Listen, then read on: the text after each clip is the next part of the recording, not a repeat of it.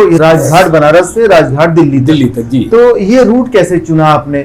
इसके पीछे कोई अर्थ छिपा हुआ है, कोई प्राथमिकता छिपी हुई है? जी, अर्थ ये है कि एक तो ये है कि बनारस में गांधी जी की एक बहुत बड़ी विरासत थी, जो उनके दूसरे सारथी थे विनोबा भावे। जब वो पदयात्रा कर रहे थे पूरे देश की, 14 साल तक लगातार पदयात्रा उन्होंने किया। उस पदयात्रा के दौर में जब वो बिहार जा रहे थे तो उन्होंने उस जगह पर रुक कर कहा, भाई ये तो बहुत जागृत जगह है, अच्छा, इनलाइटेंड जगह है।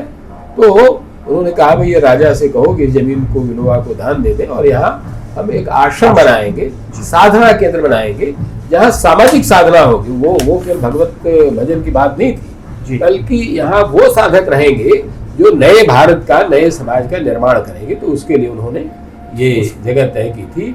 और सचमुच में आजादी के बाद वहाँ आप इससे कल्पना कर लीजिए कि सुंदरलाल बहुगुणा, प्रभाष जोशी, श्रवण गर्ग जो आज के पत्रकार हैं, और ऐसे तमाम हजारों की संख्या में नौजवान हमारे जैसे लोग जो है आगे ट्रेनिंग लिए और वो समाज के काम में लगे हुए हैं। उस संस्थान को जहाँ विनोबा भावे रहे, जहाँ जयप्रकाश जी रहे, उस जगह को, और जहाँ गांधी साहित्य का प्रकाशन होता था, जी, जो रेलवे स्टेशन पर आप सरदम पुस्तक देखते हैं, जो ताकि नौजवानों के बीच में एक अच्छा संदेश जाए, एक सत्साहित्य जाए।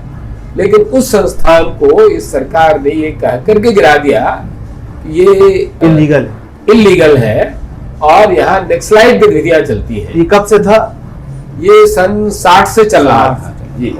65 साल हो गए उस जगह को लिए हुए, और खरीदी हुई जमीन थी, रजिस्ट्री की जमीन थी, हमने रेलवे से खरीदा था। और उसको इस देश के पहले राष्ट्रपति और रेल मंत्री लाल बहादुर शास्त्री, जिनके ऊपर कोई आरोप नहीं लगा सकता, उन्होंने उस जमीन को हमको बेचा था। और तब ये सरकार कहती है कि ये फर्जी तरीके से बैनामा हुआ है। तो इस बात का हम लोग बहुत दुख है, और इसीलिए हम ये पदयात्रा वहीं से शुरू कर रहे हैं जी।